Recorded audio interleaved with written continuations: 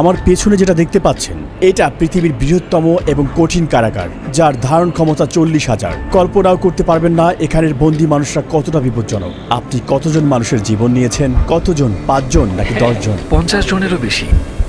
MS-13 এবং অন্যান্য gang, এরা হচ্ছে জানোয়ার, এগুলো মানুষ নয়। সোশিওপ্যাথ, এই ধরনের মানুষ আমাদের এখানে আছে। আমরা সবচেয়ে খারাপ মানুষের মুখোমুখি হব। সিকটে স্বাগতম। এল সালভাদরে নির্মিত পৃথিবীর বৃহত্তম কারাগার, যা নির্মিত হয়েছে পৃথিবীর সবচেয়ে গুরুতর অপরাধীদের বন্দী করতে।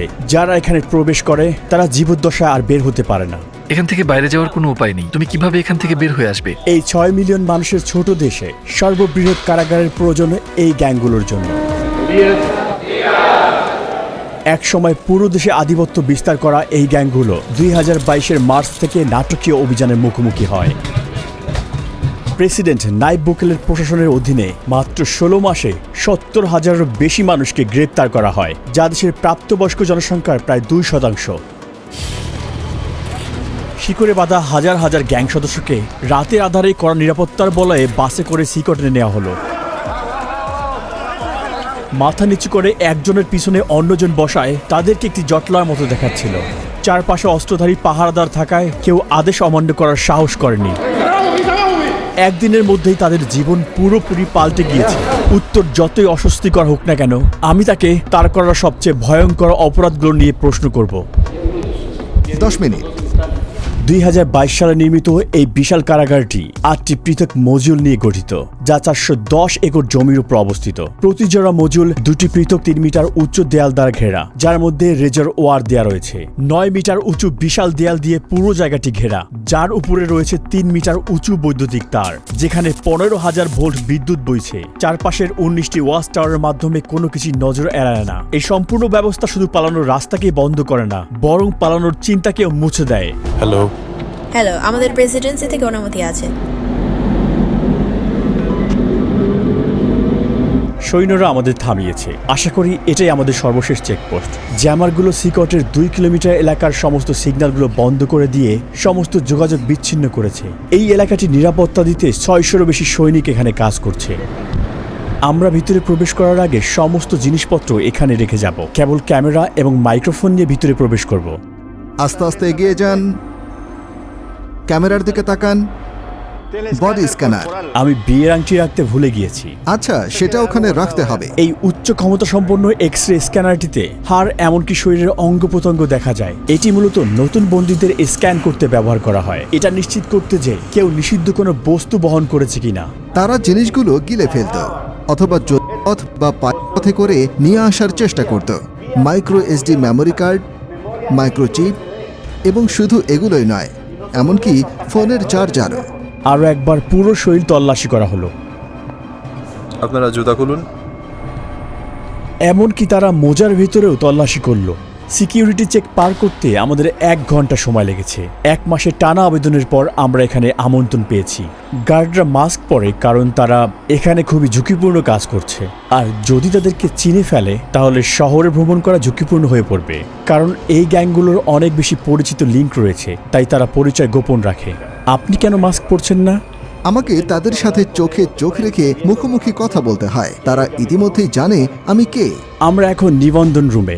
এটা শুধু বন্দীদের জন্যই। যখন অপরাধী রাস্তায় ধরা পড়ে তাদের আইডি থাকে না এবং তারা নাম বলে না, এ কারণে তাদের ফিঙ্গারপ্রিন্ট এবং ছবি তুলে সিস্টেমে নিবন্ধন করা হয়।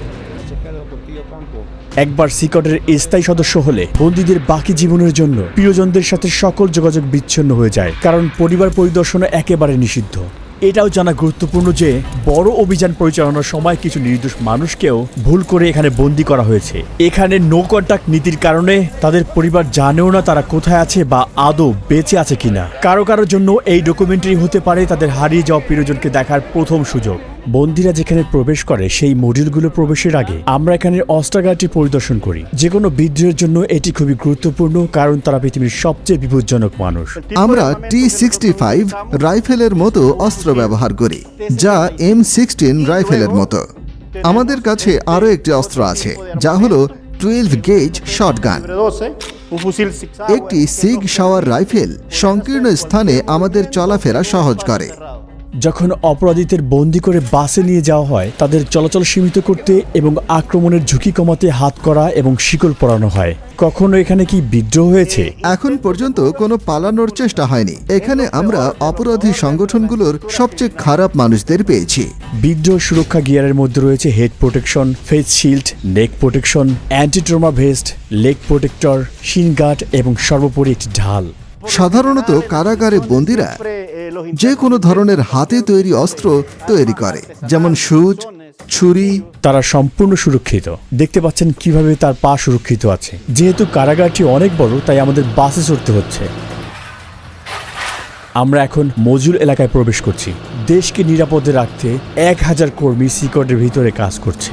এটা যদিও অসম্ভব, কিন্তু চলুন কল্পনা করি যে কোনো বন্দী এখান থেকে বেরিয়ে এলো। এই সমস্ত পাথরগুলো ইচ্ছে করেই এখানে রাখা হয়েছে, কারণ তারা যখন এটার উপর দিয়ে হাঁটবে এটা অ্যালার্ম সিস্টেমের মতো কাজ করবে, যা শব্দ তৈরি করবে এবং চুপচাপ হাঁটতে পারবে না। তারা কি পালানোর চেষ্টা করেছে? না। তারা কি চেষ্টা করতে পারে? কঠিন, কারণ তাদের একটির পর একটি নিরাপত্তা বলয়ের মধ্য দিয়ে যেতে হবে। বাইরের হস্তক্ষেপ রোধ করতে সিকট তার নিজস্ব অবকাঠামো নিয়ে একটি বিচ্ছিন্ন এলাকায় নির্মিত হয়েছে, যার মধ্যে রয়েছে বৈদ্যুতিক এবং পয় নিষ্কাশন ব্যবস্থা। দুর্ঘটনাবশত বিদ্যুৎ এবং পানি সরবরাহ বন্ধ হলে সিস্টার্ন এবং পাওয়ার প্ল্যান্টগুলো 1 সপ্তাহ পর্যন্ত কার্যক্রম চালু রাখতে সক্ষম। আমি খুবই উচ্ছ্বাসিত। আপনারা দেখবেন আমি মুখোমুখি হব বিশ্বের সবচেয়ে বিপজ্জনক অপরাধীর সাথে। এটা খুবই ঝুঁকিপূর্ণ। আমরা একটি মজুলে এখন প্রবেশ করব। আপনারা পাশাপাশি তৃতীয় এবং চতুর্থ মজুল দুটি দেখতে পাচ্ছেন। অপরাধীরা এখানে প্রবেশ করলে এই দরজা দিয়ে আর কখনোই বের হতে পারে না। আর কয়েক পা আগালেই আমরা 2500-রও বেশি অপরাধী দেখতে পাব। এ যেন এক নিয়ন্ত্রিত বিশৃঙ্খলার মধ্যে পা রাখা।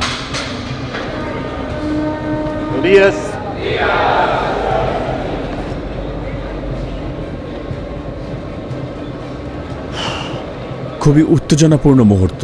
তাদের চোখ আমার দিকে আর আমার পদক্ষেপ অনুসরণ করছে। তাদের সাথে আমার আই কন্ট্যাক্ট হচ্ছে। তারা সংখ্যায় অনেক বেশি। আমি বাকরুদ্ধ। আমি নিজের অজান্তেই অস্বস্তি অনুভব করছি। অপরাধীরা সবাই সাদা শার্ট, শর্টস আর স্লিপার পরেছে, অন্য কোনো জিনিসপত্র নেই। বেশিরভাগই জীবনের প্রথমার্ধে, অর্থাৎ 20 বছর বয়সী, কিন্তু প্রত্যেকেই গুরুতর অপরাধে দণ্ডিত। এমনকি সবচেয়ে কম অপরাধীরও গড়ে প্রমাণিত 20 থেকে 30টি ঘটনা রয়েছে। কিন্তু এখানের কিছু অপরাধী শত শত নিরপরাধ মানুষের জীবন কেড়ে নিয়েছে। আমি বন্দীদের প্রশ্ন করতে পারি? না না না, যদি আপনার কোনো প্রশ্ন থাকে আমি সেগুলোর উত্তর দিতে পারি। আর তারা যদি আমার সাথে কথা বলতে চায় তাহলে আপনি কি করবেন? আমি তাদের এটি করতে দেব না। তারা জানে যে নির্দেশনা মানতে না পারার জন্য পরবর্তীতে শাস্তি হতে পারে। এদের মধ্যে কোন গ্রুপ নেতার সাক্ষাৎকার নিব এটা জানতে প্রচণ্ড আগ্রহী। আমাদের জন্য এই হলুদ লাইন পার হওয়া সম্পূর্ণ নিষিদ্ধ, কারণ তারা পৃথিবীর সবচেয়ে বিপজ্জনক মানুষ। আমাদের মাঝে যদি রেলিং না থাকতো, সবাই জানে এখন কি ঘটতে পারত। মেগা কারাগারের 8টি মডিউলের প্রতিটি 32টি সেল নিয়ে গঠিত। প্রতিটি সেলে প্রায় 80 জন বন্দী থাকে, তবে এই সংখ্যা 150 পর্যন্ত পৌঁছাতে পারে। সম্পূর্ণ ধারণ ক্ষমতা পূর্ণ না হওয়া সত্ত্বেও বর্তমানে প্রতিটি বন্দীর জন্য মাত্র 0.5 বর্গমিটার স্থান বরাদ্দ রয়েছে। এখানে নেই পর্যাপ্ত আলো বাতাসের ব্যবস্থা, নেই আঙিনায় হাঁটার অনুমতি। এখানে থাকা প্রতিটি অপরাধীকে এতটাই দীর্ঘায়িত এবং কঠিন শাস্তি দেওয়া হয়েছে যা আপনি আপনার জীবনেও ভাবতে পারবেন না। এই সমস্ত বন্দীরা কখনোই বের হতে পারবে না। তারা কখনোই সূর্যের আলো দেখতে পাবে না। একমাত্র এখানে আসার বা এখান থেকে বের হওয়ার অনুমতি রয়েছে কেবল এখানকার কর্মীদের এবং আমাদের মতো মিডিয়াদের। কখনোই এই বিল্ডিং থেকে বের হতে পারবে না। আপনি যদি তাদের চেহারার দিকে তাকান, তাদের আত্মায় শূন্যতা দেখবেন। ভবিষ্যৎ নিয়ে তাদের কোনো আশা নেই। তাদের দেখতে মনে হয় রোবটিক। তাদের জীবন পুরো একঘেয়েমি। এই খোলা জায়গাটি তাদের টয়লেটের জন্য। তাদের মাত্র 2টি টয়লেট রয়েছে 80 জন বন্দীর জন্য। এটা আসলে খুবই লজ্জাজনক। এর মাধ্যমে এই পুরো বন্দীদের আত্মবিশ্বাস আসলে ভেঙে যায়। এই একই জায়গায় যেখানে তারা টয়লেট করে, সেই একই জায়গায় তারা গোসলও করে। নিজেদের পরিষ্কার করতে তারা প্লাস্টিকের ডিপার এবং একটি শেয়ার করা বেসিন ব্যবহার করে। এখানে কোনো পানির প্রবাহ নেই। এই বন্দীরা পানি পান করার জন্য একটি নীল ব্যারেলের উপর নির্ভর করে। তারা সবাই এখানে ঘুমায় এই ধাতব ব্যাংকে। কোনো বালিশ কিংবা কোনো গদি নেই এখানে। প্রতিটা বন্দী শুধুমাত্র প্রয়োজনীয় জিনিস পায়: একটি সাদা চাদর, একটি ইউনিফর্ম, মোজা, স্লিপার এবং একটি তোয়ালে। তারা আর কিছুই পায় না। বন্দীরা এখানে সারাদিন 4 স্তরের বেডে কাটায়। তারা এখানে গোডাউনে রাখা জিনিসপত্র মতোই খুব জড়ো হয়ে থাকে। স্বাস্থ্য এবং শৃঙ্খলা রক্ষার অংশ হিসেবে বন্দীরা 2 সপ্তাহ পর পর শেভ করে। এছাড়াও লম্বা চুল বা দাড়িতে তারা ধারালো বস্তু লুকিয়ে রাখতে পারে। একবার দেখা যাক, শার্ট খুলে এখানে লাইন ধরে দাঁড়ান। এখন তারা সবাই শার্ট খুলছে। এই বন্দীরা একসময় MS-13 এবং ব্যারিও 18 গ্যাংয়ের সদস্য ছিল, যারা এল সালভাদরের পাড়া এবং মহল্লা নিয়ন্ত্রণ করত। এছাড়াও এই গ্যাংগুলো স্থানীয়দের কাছ থেকে টাকা ছিনতাই করত এবং ভোগান্তি দিত। তাহলে এখানে ব্যারিও 18 এবং MS-13 গ্যাংয়ের সদস্যরা একসঙ্গেই রয়েছে। হ্যাঁ, ঠিক এমনই। পুরো মডিউল একই রকম। তারা সবাই এমনভাবেই জীবনযাপন করে। বাইরে একে অন্যের এলাকায় প্রবেশ মানে মৃত্যুর কারণ, কিন্তু এখানে তারা শেষ নিঃশ্বাস পর্যন্ত একে অপরের পাশেই থাকবে। এখানে তারা কিভাবে আছে একে অন্যকে আক্রমণ না করে? এখানে তাদের একসাথে থাকতে শিখতে হয়। এখানে তারা কারাগারে আছে, রাস্তায় নয়। অধিকাংশ বন্দী পুরো শরীর জুড়ে ট্যাটু থাকে, এমনকি তাদের মুখেও, যা তাদের অনুগত্যের পরিমাণ প্রকাশ করে। MS-13 গ্যাংদের ট্যাটুতে সাধারণত অক্ষর দিয়ে লেখা অথবা 13 লেখা থাকে। অন্য গ্যাংয়ের সদস্যরা 18 বা 666 এরকম চিহ্ন ব্যবহার করে, যার যোগফল 18 এবং যা শয়তানের প্রতীক হিসেবে ধরা হয়। অথবা তারা রোমান সংখ্যাও ব্যবহার করে। কারো মুখে গ্যাংয়ের ট্যাটু থাকলে তা স্পষ্ট নির্দেশ করে যে সে সংগঠনের সবচেয়ে নির্দয় এবং নেতৃস্থানীয় সদস্য। এমন একজন মানুষের সঙ্গে রাস্তায় দেখা হওয়া মানে সাক্ষাৎ মৃত্যুর চোখে চোখ রাখার সমান। মাকড়সা জালের ট্যাটুর অর্থ হচ্ছে আইন ব্যবস্থার জালে আটকে পড়া আর দীর্ঘ কারাদণ্ড ভোগ করা। ডেভিল হর্নস ট্যাটু একটি অন্ধকারের প্রতীক, যা নির্দেশ করে যে এই ব্যক্তিরা হচ্ছে শয়তানের পূজারী। কিছু লোক দাবি করে তারা শয়তানের আদেশে এই কাজগুলো করেছে। একটি টিয়ারড্রপ ট্যাটু নির্দেশ করে যে সেই ব্যক্তি কোনো মানুষের জীবন নাশ করেছে। চোখের ফোঁটার সংখ্যা বোঝায় কতগুলো জীবন তারা কেড়ে নিয়েছে। যদি 3টি টিয়ারড্রপ থাকে, এর মানে এই ট্যাটুর মালিক এতগুলো জীবন কেড়ে নিয়েছে যার হিসেব নেই। লাভ নাও ক্রাই লেটার, এই মাস্ক বা ক্লাউন ট্যাটুগুলোর একটা স্পষ্ট বার্তা হচ্ছে কঠিন সময়ে তুমি শক্ত থাকো, আর পরিণতি পরে ভুগবে। এখানের সমস্ত মানুষ কি সত্যি খারাপ? এরা একদম অন্য লেভেলের হাই প্রোফাইল ক্রিমিনাল, যারা কখনো তাদের মনোভাব পরিবর্তন করবে না। উপরে তাকালে দেখবেন সেখানে ক্যাটওয়ে এরিয়া রয়েছে। নিরাপত্তা কর্মীরা উঁচু জায়গা থেকে নিয়মিত বন্দীদের উপর নজর রাখছে। এখানে সন্দেহজনক কিছু ঘটলে তারা তৎক্ষণাৎ হস্তক্ষেপ করবে। চারপাশের প্রতিটি কোণায় থাকা ক্যামেরার মাধ্যমে তারা 24 ঘন্টা এই এলাকায় নজরদারি রাখে, যাতে কোনো কিছু নজর না এড়ায়। নজরদারির জন্য মডিউলগুলো দিন রাত ব্যাপী আলোকিত রাখা হয়। সূর্যাস্তের পরেও আলো জ্বলতে থাকে। তারা সবসময় নজরদারির মধ্যে থাকে। আমার মনে হয় এটি অন্যতম কঠিন একটি ব্যাপার। আর তারা যখন ঘুমাতে যায় তখন তাওয়াল ব্যবহার করে চোখ ঢাকতে, যাতে চোখে আলো না পড়ে। এখানে তারা বন্দীদেরকে বাইবেল থেকে কিছু গুরুত্বপূর্ণ পাঠ শেখাচ্ছে। এখানে তাদের শারীরিক ব্যায়াম হচ্ছে, আর ওখানে তাদের ট্রেইনার। বন্দীদের সেল থেকে বাইরে যাওয়ার এটাই তাদের একমাত্র সময়। অস্ত্রধারী পাহারাদারদের নজরদারিতে এই কার্যক্রমগুলো প্রতি সপ্তাহে মোট 1 ঘন্টা চলে।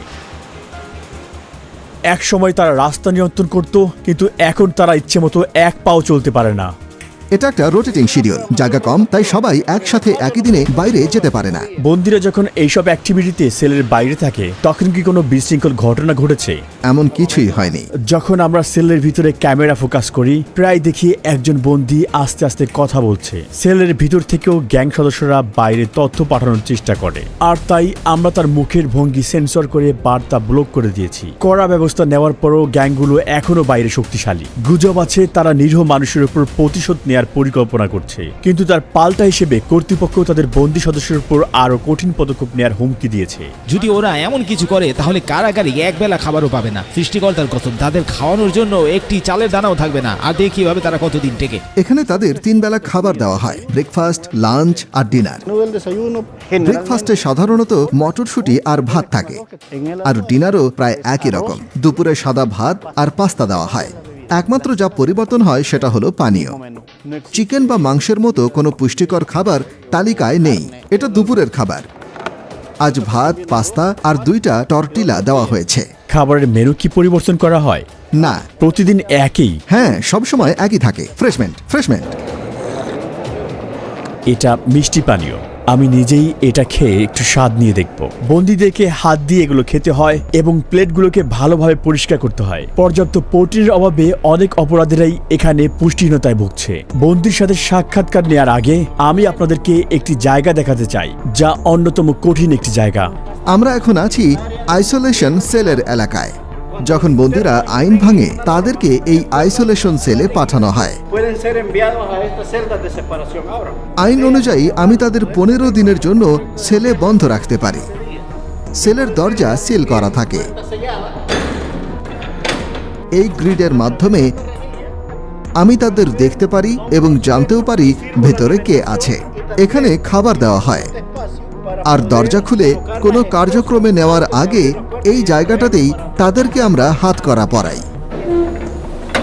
আইসোলেশন সেলে স্বাগতম। যদি কোনো বন্দী অশোভন আচরণ করে তাহলে তাকে এখানে পাঠানো হয়। সে কখনোই জানবে না সময় সম্পর্কে বা কতদিন তাকে এখানে থাকতে হবে। কয়েকদিন বা কয়েক সপ্তাহ পর্যন্ত সে এই কংক্রিটের বিছানায় ঘুমাবে, আর সেই অপরাধী বিচ্ছিন্ন হয়ে পড়বে পুরো পৃথিবী থেকে।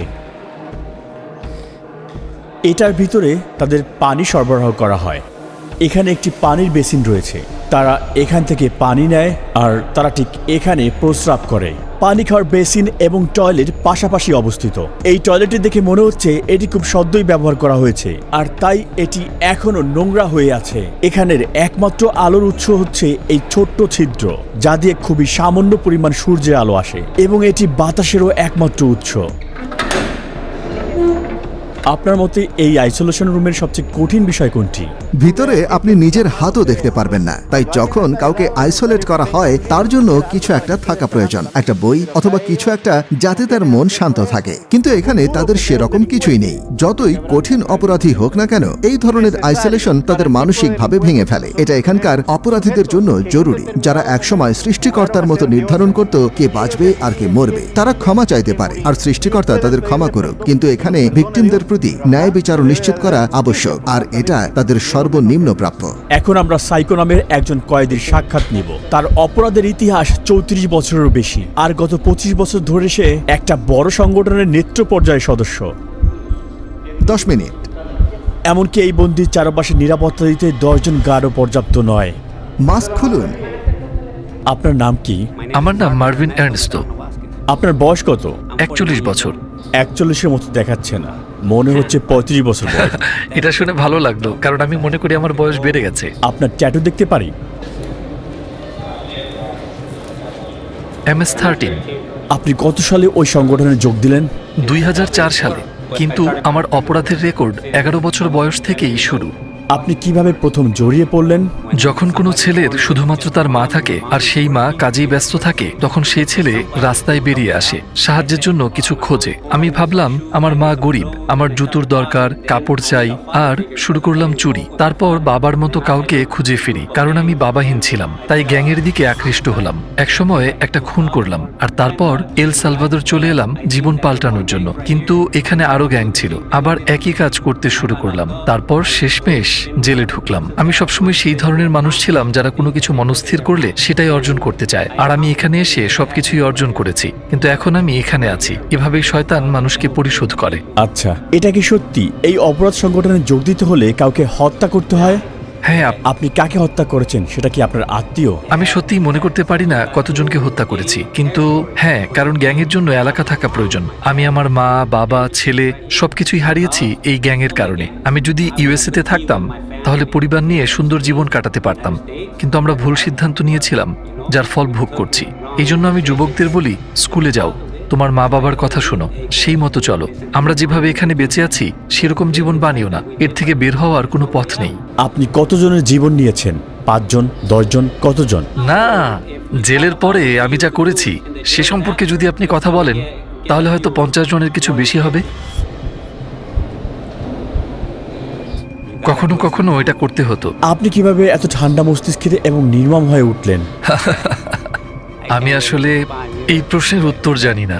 পরিবারের সদস্যদের সাথে সারা জীবন দেখা না হওয়ার বিষয়টি আপনি কিভাবে অনুভব করেন? আমার খারাপ লাগে, কারণ আমি শেষবার আমার ছেলেকে দেখেছিলাম যখন সে 5 বছর ছিল, আর এখন সে 21। আমি তাকে দেখতে চাই, আমি তাকে বলতে চাই, এই তোমার বাবা যা করেছে সেটা তুমি করো না, একটা ভালো জীবন খোঁজো। আপনার কারণে যারা ভিকটিম হয়েছে তারা কখনো প্রিয়জনকে দেখতে পারবে না, আর আপনিও কখনো আপনার পরিবারকে দেখতে পারবেন না। কাউকে মিস করার অনুভূতি আপনি কিভাবে মানিয়ে চলেন? আমি খারাপ অনুভব করি কখনো কখনো, যেমন আপনাকে বললাম আমি বিছানায় শুয়ে অনেক কিছু চিন্তা করি, কখনো কখনো কাঁদতে থাকি আর বলি, আপনার জীবিত থাকার প্রেরণার উৎস কি?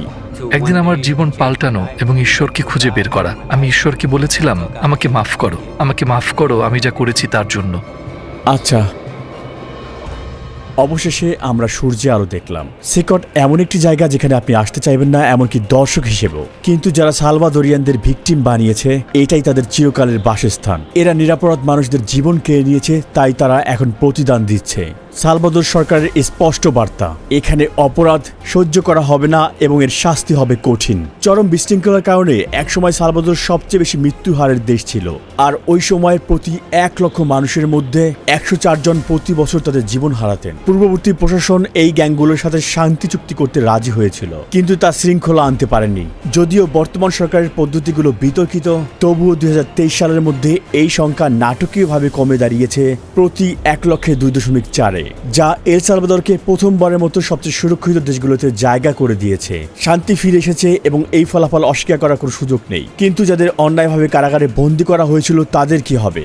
বিশৃঙ্খলা নিয়ন্ত্রণ করতে এটাই কি সঠিক ন্যায় বিচার? আর এটা কি স্থায়ী সমাধান নাকি অস্থায়ী সমাধান? এখন পর্যন্ত এই উত্তর স্পষ্ট নয় এবং সমস্ত পৃথিবী তাকিয়ে আছে। ডকুমেন্টারি দেখার জন্য ধন্যবাদ। সাবস্ক্রাইব করতে ভুলবেন না। দেখা হবে নতুন ভিডিওতে। সাথেই ছিলাম রুহি চ্যানেল।